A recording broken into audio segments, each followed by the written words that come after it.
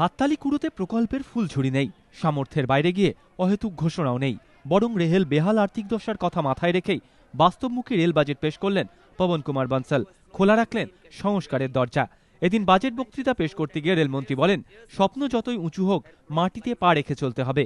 আর সেই বক্তব্যের ছাপই দেখা গেল তার বাজেটেও। কিভাবে? রেলমন্ত্রী ঘোষণা করেছেন, এবার থেকে যাত্রী ভাড়ায় আলাদা করে ধরা হবে জ্বালানি খরচ। অর্থাৎ স্পষ্ট, জ্বালানির খরচ বাড়লে যাত্রী ভাড়ারও বাড়ার সম্ভাবনা। ওয়াকিবহাল মহলের মতে এই পদক্ষেপের মধ্যে দিয়ে রেলমন্ত্রী ভবিষ্যতে যাত্রী ভাড়া বাড়ানোর রাস্তাই খোলা রাখলেন। চলতি আর্থিক বছরে পণ্য পরিবহন থেকে রেলের আয়ের লক্ষ্যমাত্রা রাখা হয়েছে 93,554 কোটি টাকা, আর যাত্রী পরিবহন থেকে 42,210 কোটি টাকা। অপারেশনাল রেশিও অর্থাৎ 100 টাকা আয় করতে রেলের যত টাকা ব্যয় হয় সেই অনুপাতে লক্ষ্যমাত্রাটা রাখা হয়েছে 87.8%। 2011-12 আর্থিক বছরে এই অপারেশনাল রেশিও পৌঁছে গিয়েছিল 94.9%। বিশ্বব্যাংক ও জাইকা ঋণ শোধ করতে বিশেষ তহবিল গঠনের প্রস্তাব রাখা হয়েছে বাজেটে। প্রকল্প ঘোষণার ক্ষেত্রেও রয়েছে বাস্তবের ছোঁয়া। রেলওয়ে ল্যান্ড ডেভেলপমেন্ট অথরিটি এবং ইন্ডিয়ান রেলওয়ে স্টেশন ডেভেলপমেন্ট কর্পোরেশনের জন্য 1,000 কোটি টাকা করে ফিক্সড ডিপোজিট করা হবে। পরিকল্পনা খাতে বরাদ্দের প্রস্তাব করা হয়েছে 63,363 কোটি টাকা। এর মধ্যে অর্থমন্ত্রক দেবে 26,000 কোটি টাকা।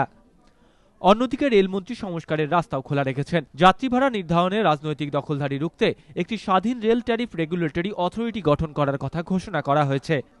জোর দেওয়া হয়েছে বন্দর, খনি ও ভারী শিল্প উৎপাদন কেন্দ্রের সঙ্গে যোগাযোগ তৈরির ওপর।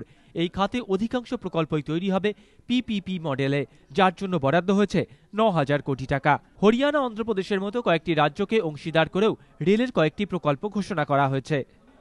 এর আগে মমতা বন্দ্যোপাধ্যায়ের আমলেও প্রায় 20টি নতুন প্রকল্প ঘোষণা করা হয়েছে, কিন্তু তার মধ্যে 15টি প্রকল্প অনিশ্চিত ভবিষ্যতের মুখে।